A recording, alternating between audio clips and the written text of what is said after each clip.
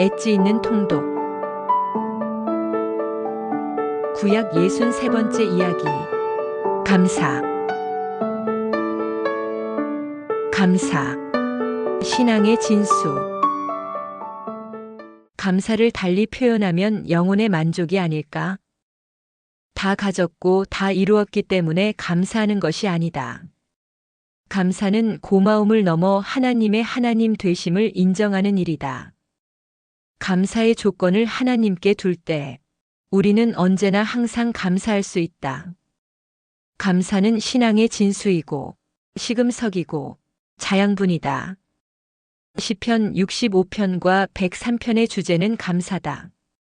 65편은 개인의 감사시로 일상 속에서 베푸신 은혜에 대한 감사를, 103편은 공동체의 감사시로 이스라엘 역사 속에서 베푸신 은혜에 대한 감사를 담고 있다. 자신이 누리고 사는 것을 당연하게 받아들이기 시작할 때 영혼의 타락이 시작되고 과분하게 여길 때 영혼은 생기를 찾는다. 일상 속에서 시편 65편은 장막절에 불렀던 감사의 노래다. 풍성한 추수에 대한 감사보다 먼저 사죄의 은총에 대한 감사로 시작한다. 또 전반부는 시온에서의 하나님의 다스림을, 후반부는 피조 세계에서의 하나님의 다스림을 묘사한다. 시온에서 시작된 통치와 찬미가 이스라엘 전역을 넘어 땅끝과 먼 바다에 있는 이들에게까지 전해진다. 하나님은 성전에만 계시지 않다. 이스라엘만의 하나님도 아니다. 해 뜨는 데서부터 해 지는 데까지 세상 모든 이들이 의지할 뿐이다.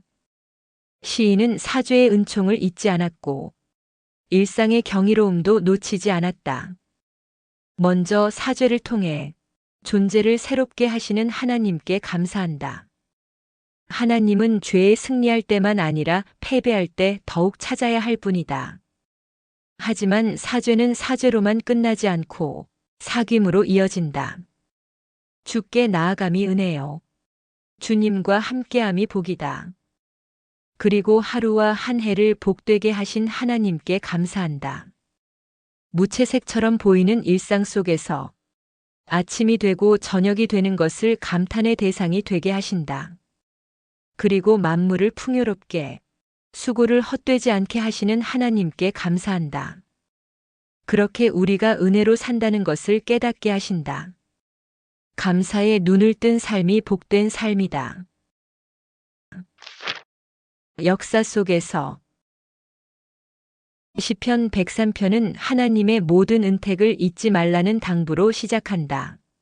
하나님의 백성은 그분이 베푸신 은택을 잊지 말고 찬양하도록 부름받은 사람들이다.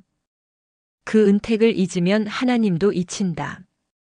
여기서 은택은 은혜가 아니라 행적이다. 이스라엘이 기억해야 할 하나님의 행적은 무엇인가? 모든 죄악을 사하시고 그 죄로 인해 쇠약해진 육신을 회복시켜 주시고 생명을 파멸해서 건져주신 일이다. 그것만도 감사한데 청춘처럼 독수리처럼 다시 비상할 수 있도록 날마다 새 힘을 주신다. 시인은 눈을 돌려 자신의 생애뿐만 아니라 이스라엘의 역사 속에서 일관되게 보여주신 하나님의 인자하신 성품을 묵상하며 감사한다. 이스라엘의 범죄에 분노하셨지만 즉각 심판하지 않고 오래 참으셨고 언제든 돌이킬 수 있는 기회를 주셨다. 죄에 대해 징계하되 죄악의 횟수나 분량만큼 징계하지 않으신 것은 우리의 체질을 아시고 우리가 티끌임을 아셨기 때문이다. 그 인자와 긍휼은 하나님을 경외하는 이들에게 다함이 없다. 그래서 우리에게 필요한 것이 경외의 감각이다. 하나님의 품은 우리가 아는 것보다 훨씬 깊고 넓다. 그 하나님의 은택과 성품을 기리고 기억하는 것이 찬양이다.